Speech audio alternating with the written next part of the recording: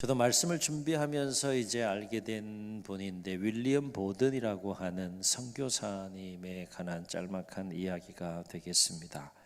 윌리엄 보든은 억만장자의 아들로 태어났는데요. 그의 부모는 보든에게 한 가지 중요한 제안을 합니다. 세계를 한번 일주하고 돌아보고 오너라 라고 보든에게 말을 했다고 해요. 그래서 보든은 제 부모의 말을 듣고 세계 일주를 하게 되는데요. 세계 일주를 하면서 한 번도 자신의 인생 가운데 경험해 보지 못한 장면들을 보게 됩니다. 그것이 이제 억만 하도 이게 큰 부자라 이제 발음이 잘 안 되네. 네.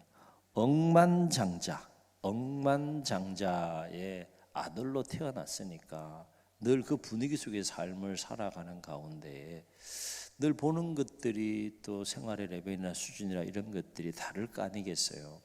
근데 세계 일주를 하면서 뭐를 보게 하는가 하면 사실은 하나님께서 보게 하신 건데 너무나 가난하고 헐벗고 굶주린 그런 사람들을 보고서 크게 충격을 받았다고 합니다. 어떻게 사람이 저런 환경 속에서 삶을 살아갈 수 있을까 충격을 받았다고 해요. 그래서 그는 한 가지 큰 결심을 하게 되는데 이제 내가 내 삶을 하나님의 영광을 위해서 드리겠다라고 결심을 하고 예일대학에 들어가게 되는데 예일대학에 들어가서 기도 모임을 시작했다고 합니다. 그리고 그가 졸업할 때에는 더 많은 기도 모임이 이제 곳곳에서 생겨났다고 해요. 그리고 아버지가 돌아가시면서 그 많은 재산을 물려받은 이 보든은 하나님의 영광을 위해서 이 재산을 바치고 자신은 아랍권 선교사로 헌신하겠다라고 헌신을 하게 됩니다. 그래서 이슬람 지역 선교를 위해서 아랍어를 배우려고 이집트 카이로에 들어가게 됐는데 거기서 그만 척수막염에 걸려서 고열에 시달리다가 한 달 만에 세상을 떠나게 됩니다. 놀라운 사실은 그때 그의 나이가 몇 살이었는가 하면 25세였다고 해요. 짧은 인생을 산 겁니다. 25세면 얼마나 하고 싶은 일이 많겠어요. 누리고 싶은 것도 많고, 그렇죠? 비록 그가 꿈꾼 선교적 사명을 다 이루지는 못하고 짧은 나이로 세상을 떠났지만 그가 남긴 성경책에는 이런 글귀가 쓰여 있었다고 해요. 남김없이, 후회 없이, 후퇴 없이 내가 내 주님을 위해서 내 모든 것을 다 바칩니다. 남김없이 바칩니다. 내가 뒤로 물러가지 않겠습니다. 그리고 내 삶에 절대 내가 주님을 섬기는 삶을 후회하지 않겠습니다.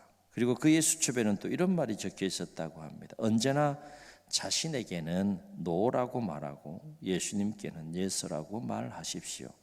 주 예수님, 저는 제 삶에서 손을 떼겠습니다. 주님께 제 마음의 보좌를 드립니다. 주님의 뜻대로 저를 변화시키시고 깨끗게 하시고 사용하여 주옵소서. 이것이 그의 노트에 쓰여 있었던 글귀라고 해요. 그렇게 살고 싶었던 거죠. 계속 그렇게 기억하면서. 어떻게 억만장자의 아들로 태어나서 25세의 짧은 생애를 살아가면서 그 짧은 기간 동안 피 끓는 청춘인데요. 얼마나 누리고 얼마나 하고 싶은 일이 많을 텐데 그 짧은 인생 어떻게 주님을 위해서 그토록 자신의 삶을 온전히 헌신할 수 있었을까라고 하는 거예요. 여러분 한번 생각해 보세요. 사람이 신앙생활하면서 물질을 극복하는 게 쉬워요, 어려워요? 헌신하면 몸도 시간도 삶도 헌신해야지만 반드시 또 물질에 대한 헌신을 빼놓을 수가 없어요. 근데 억만장자의 아들로 태어나서 그 재산을 물려받고 그것을 남김없이 다 하나님의 영광을 위해서 드린다? 이거 정말 쉽지 않아요. 뭐 7, 80 인생을 살고 그렇다 그러면 이해가 돼요. 근데 25세로 생을 마감하는 그 짧은 인생에 그와 같은 엄청난 헌신을 할 수 있다는 것은 결코 쉬운 문제가 아니에요. 자, 물질에 관한 헌신도 그렇지만 자신의 생애 전체를 오직 하나님의 영광을 위해서 삶을 살겠다라고 결단하고 결심하고 헌신하는 것, 주님을 위해서 자신의 인생을 던진다는 것 쉬워요, 어려워요? 정말 어렵습니다. 젊은 청년에게 있어서는 더욱더 어려운 일일 수 있겠다. 그런데 짤막한 이야기를 우리가 읽었지만 얼마나 선명하게, 얼마나 굵직하게, 또 얼마나 분명하게 주님을 사랑하고 주님을 위해서 헌신적인 삶을 살고자 했는지를 우리가 그의 일화를 통해서, 그가 남긴 짤막한 글을 통해서 우리가 또 느끼게 됩니다. 오늘 말씀은 예수님께서 십자가의 죽음을 앞두고 유월절 만찬의 자리에서 제자들에게 하신 말씀인데 31절로 보면 예수님은 떡과 잔을 나누신 후에 제자들에게 충격적인 말씀을 하세요. 그게 뭡니까? 오늘 밤 너희들이 다 나를 버리리라. 분위기 좋았어요. 떡을 나누시고 피에 해당되는 또 포도주를 나누시면서 아주 분위기가 좋았는데 감람산으로 나아가는 그때라는 표현이 나오는데 나아가기 직전에 아마 이 말씀을 하신 것 같아요. 오늘 밤 너희가 다 나를 버리리라. 이때 베드로가 깜짝 놀라면서 주님께 뭐라고 고백합니까? 이렇게 고백하죠. 모두 주를 버릴지라도 나는 결코 버리지 않겠나이다. 강력한 자신의 의지를 담아서 주님께 그렇게 고백을 합니다. 주님, 여기에 있는 다른 모든 제자들이 다 주님 버린다 할지라도 나는 절대 주님 버리지 않겠습니다. 그러니까 예수님께서 한 번 더 베드로에게 강조하면서 뭐라고 얘기하는가 하면 아주 콕 집어서 이렇게 얘기를 하세요. 내가 진실로 내게 이르노니 오늘 밤 닭 울기 전에 네가 3번 나를 부인하리라. 이렇게 얘기를 하세요. 그러니까 베드로는 더 강력한 의지를 담아서 주님께 뭐라고 고백합니까? 35절 보면 내가 이렇게 고백해. 내가 주와 함께 죽을지언정 주를 부인하지 않겠나이다. 베드로다운 고백을 합니다. 그런데 26장 69절로 75절에 보면 어떤 장면이 나옵니까? 우리 읽지 않았지만 어떤 장면이 나와요? 놀라운 장면이 나와요. 아마 이 이후에 당시에도 닭이 있었겠죠. 닭이 있었으니까 울었겠죠. 이 사건 이후로 아마 베드로는 절대 닭 안 먹었을 거야. 아마. 닭이 얼마나 맛있어요. 닭이 울 때마다 아마 생각났을 거예요. 어떤 장면이 나옵니까? 예수님께서 말씀하신 대로 그날 밤 닭이 3번 울기 전에 정말로 예수님을 3번 부인하는 사건이 일어나요. 그리고 그 현장에서 베드로가 어떻게 했다고 했습니까? 심히 통곡했다라고 했어요. 그렇다면 왜 베드로는 주와 함께 죽을지언정 결코 나는 주님을 부인하지 않겠다라고 주님 앞에 고백했음에도 불구하고 3번씩이나, 한 번도 아니고 3번씩이나 주님을 부인했을까? 한번 여쭤볼게요. 베드로가 이렇게 고백할 때는 거짓으로 고백했을까요? 참말로 고백했을까요? 참말로 고백했어요? 이거 질문해 볼 필요 있잖아요. 그렇죠? 거짓으로 고백했으면 뭐 3번 부인, 4번 부인, 뭐 10번 부인 얼마든지 할 수 있어. 그렇죠? 거짓으로 고백했기 때문에. 근데 거짓으로 고백했으면 굳이 울 필요가 없어요. 왜 울어? 진심이 아닌데 뭐. 문맥과 베드로가 닭 울기 전에 예수님 말씀처럼 놀랍게도 닭이 울기 전에 3번 부인한 그 자신의 연약한 모습을 보고 심히 통곡했다는 것은 적어도 주님 앞에 이 고백을 할 때에만큼은 베드로가 진실로 고백했다는 거예요. 진심이었다는 거죠. 거짓된 고백이 아니었다는 거예요. 그러면 진실되게 고백했으면 그 진실된 고백대로 살아야지 어떻게 3번씩이나 주님을 부인했을까? 이게 또 질문인 거예요. 여쭤볼게요. 3여전대 예수님 사랑하죠? 사랑하죠, 회장님. 그런데 그 예수님을 사랑하는 만큼 여러분 예수님을 선신합니까? 그게 쉬워요? 여러분이 믿는 믿음대로 또 신앙의 고백대로 그렇게 신앙생활을 하는 것이 쉬워요? 결코 쉽지 않죠. 이 베드로의 문제는 우리의 문제일 수 있는 거예요. 베드로는 정말로 주님과 함께 죽을지언정 부인하고 싶지 않은 삶을 살고 싶었던 거예요. 이게 베드로의 진심이에요, 진심. 거짓된 고백이 아니에요. 진실된 고백이었어요. 그러니까 3번 부인했을 때 주님 말씀이 생각나서 심히 통곡했더라라고 성경은 얘기하잖아요.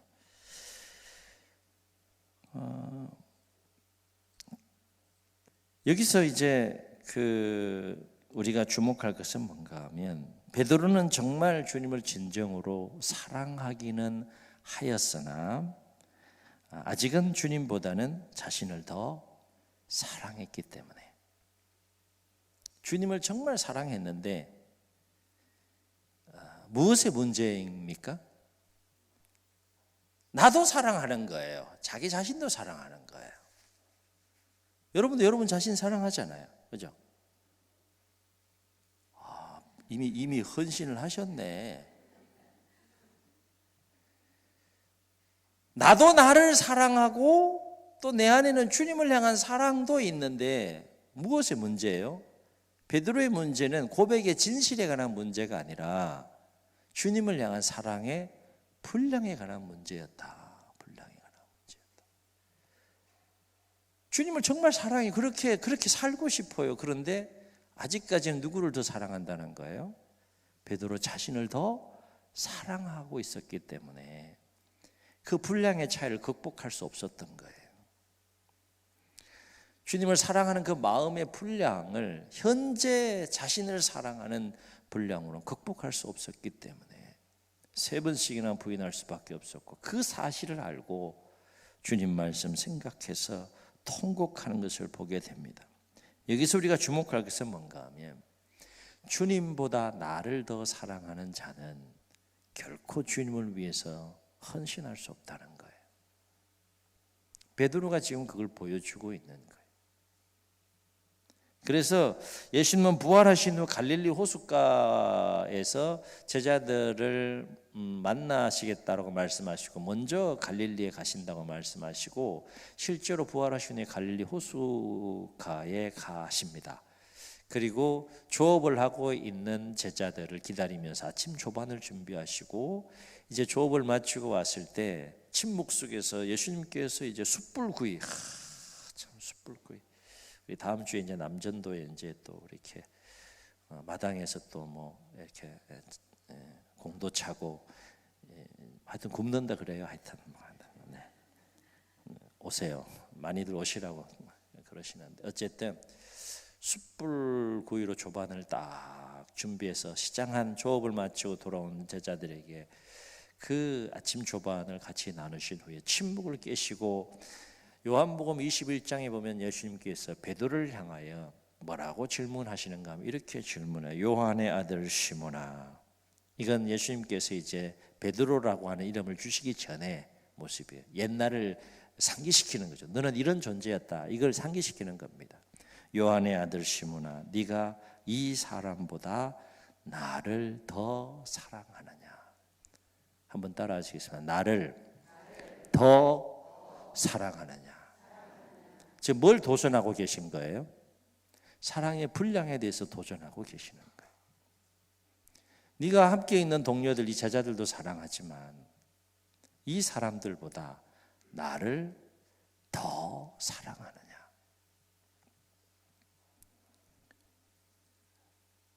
나보다 주님을 더 사랑하지 못하면 주님을 위해서 헌신할 수 없다는 이야기를 하고 있는 거예요. 그러므로 우리가 주님을 위해서 기쁨으로 헌신하는 삶을 살아가려면 나보다 주님을 어떻게 해야 된다는 겁니까? 더 사랑할 수 있어야 한다. 성경에는 소개되고 있지 않지만 베드로는 나중에 어떻게 순교한다고 여러분 알고 계세요? 십자가에서 못 박혀서 순교하잖아요. 그런데 어떤 마음을 갖게 되는, 내가 예수님처럼 똑바로 그렇게 십자가에 못 박힐 수 없다. 그래서 거꾸로 십자가에 못 박혀서 순교하는 베드로에 관한 이야기를 우리는 잘 알고 있어요. 어떤 변화가 왔기 때문에 이와 같은 놀라운 주님을 향한 사랑을 할 수 있었는가 생각해 보게 되면 무엇이 채워진 거예요? 주님보다 나를 사랑하던 그 사랑의 분량이 어떻게 된 겁니까? 역전이 된 거죠. 나보다 주님을 더 사랑하는 마음이 생기니까 거꾸로의 십자가에 못 박혀 순교하기까지 주님을 위해서 자신의 삶을 던지는 베드로의 모습을 보게 됩니다. 문제는 어떻게 나보다 주님을 더 사랑할 수 있느냐라고 하는 거잖아요. 이거 아는데 나보다 주님을 더 사랑해야 되는데 어떻게 해야 나보다 주님을 더 사랑할 수 있느냐? 말씀을 묵상하면서 여러 가지를 생각해 볼 수 있는데 깨닫게 하시고 정리해 주신 부분은 이런 부분이에요. 그것은 이제 이후의 제자들의 삶 속에서도 우리가 목적할 수 있듯이 더 깊고 친밀한 주님과의 영적인 교제의 시간을 통해서 그 친밀한 주님과의 깊은 영적인 교제 속에서 나를 향한 주님의 사랑을 더 깊이 깨달아 가야 한다는 거예요. 이건 하루아침에 되는 것이 아니죠. 그러니까 내 안에 주님을 향한 사랑이 나를 사랑하는 것보다 주님을 향한 사랑이 더 충만하게 채워지려면 먼저 나를 주님이 얼마나 사랑하시는지를 깨닫고 알아가는 그 분량이 더 커져야 된다는 거예요. 그것은 무엇을 통해 이루어진다는 겁니까? 그 주님과의 깊고 친밀한 교제를 통해서 이루어진다는 것이죠. A와 B가 사랑하는 사람인데 서로에 대한 사랑이 깊어지려면 어떻게 해야 돼요? 교제가 더 깊어지면 서로에 대해서 더 깊이 알아가면서 사랑의 깊이가 더해가는 것을 우리가 경험하듯이 나보다 주님을 더 사랑하는 마음이 충만하게 채워지려면 주님과 깊은 영적인 교제의 시간을 많이 가지셔야 된다. 분명한 사실은 주님과 영적으로 더욱더 친밀한 교제의 시간을 가지게 되면 주님께서 어떤 마음을 부어주시는가 하면 나보다 주님을 더 사랑하는 마음을 부어주신다는 거예요. 아멘.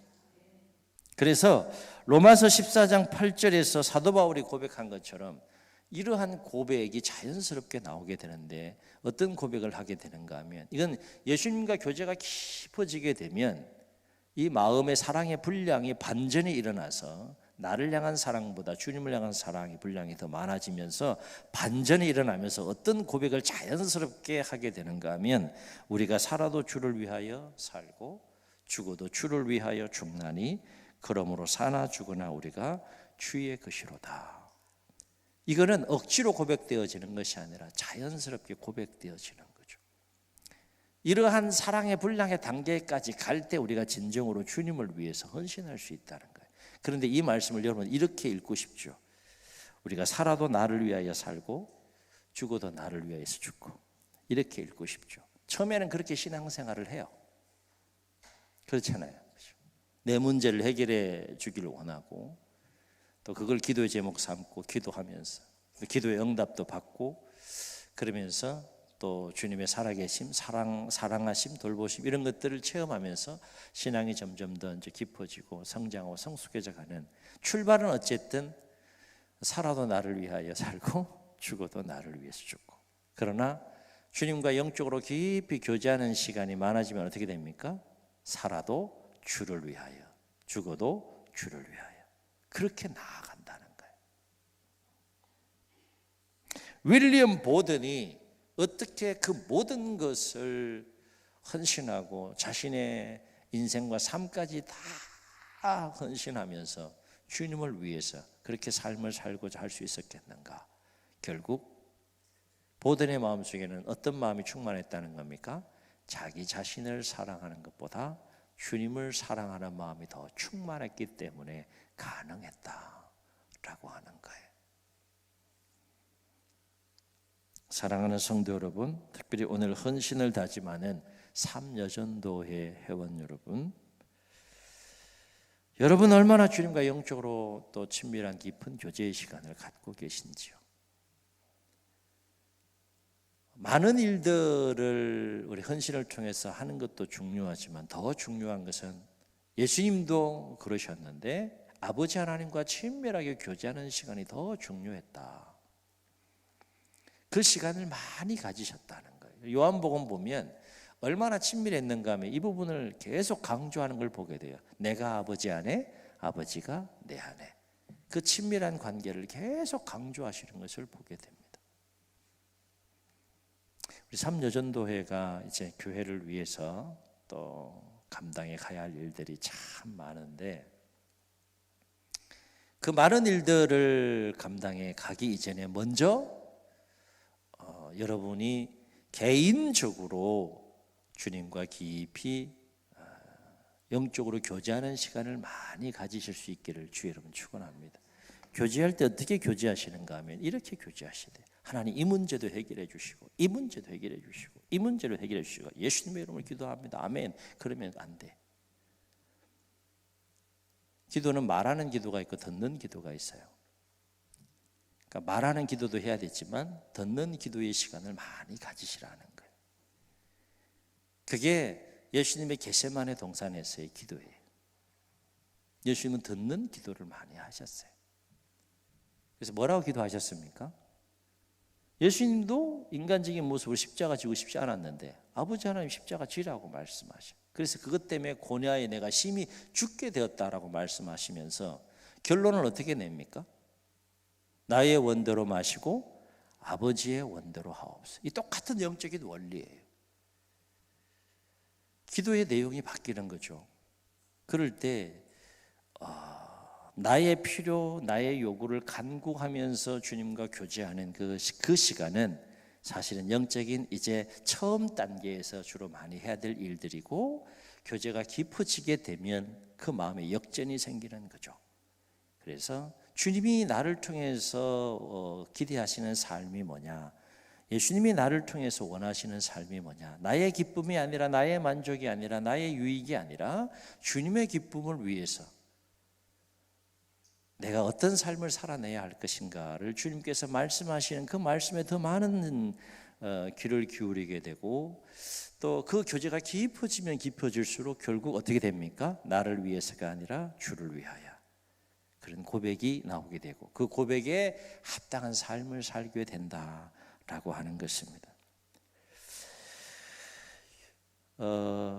여러분 얼마나 주님을 사랑하시는지요? 예수님은 요한복음 15장 3절에서 제자들에게 이렇게 말씀하셨어요. 사람이 친구를 위하여 자기 목숨을 버리는 것보다 더 큰 사랑이 없나니 그랬어요. 예수님이 요구하시는 사랑의 수준은 거기까지입니다. 목숨까지도 아까워하지 않을 정도로 목숨까지도 보든처럼 던질 수 있을 단계까지 주님을 사랑하는 마음이 충만해지기를 원하신다는 거예요. 도전합니다. 오늘 헌신 예배를 통해서 제3여전도에 도전합니다. 제가 오늘 찬양하는 걸 이렇게 보니까 3여전도회가 주 안에서 서로 똘똘 사랑으로 어떻게? 똘똘 뭉쳐가지고 막 떨어지지 않아? 막 똘똘 주 안에 사랑으로 뭉쳐가지고 주님을 사랑하게 되면 교회 뒤집히겠다. 아니신가? 지금 이 하얀 옷 입은 이 삼여전도회가 주 안에 서로 똘똘 사랑으로 뭉치고 주님 사랑하는 마음이 충만해지면 교회 안 뒤집히겠어요? 얼마든지 뒤집혀요.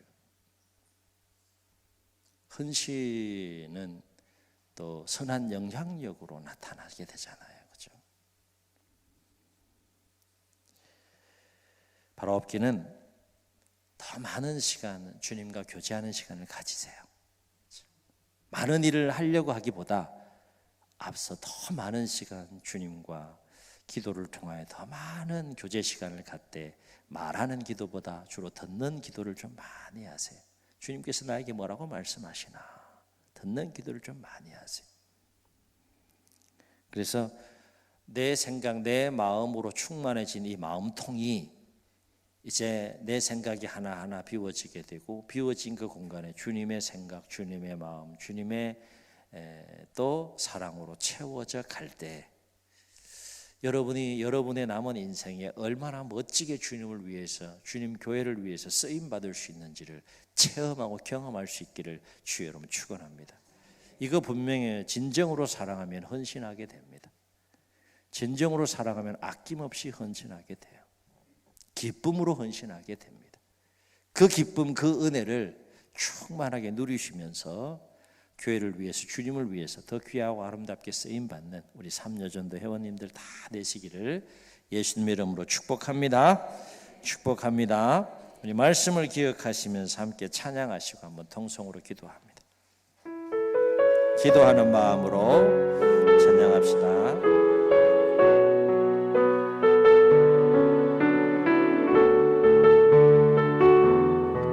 주께 가까이,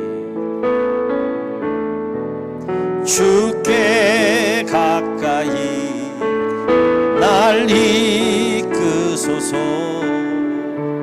간절히 주님만을 원합니다. 채워주소서. 주의 사랑을 진정한 찬양 드릴 수 있도록 주께 가까이, 주께 가까이 날 이끄소서. 간절히 주님만을 원합니다. 채워주소서. 주의 사랑을 진정한 찬양 드릴 수 있도록. 아멘. 목마른 나의 영혼 주를 부르니 나의 맘 만져 주소서. 주님만을 원합니다. 원합니다. 나의 맘 만져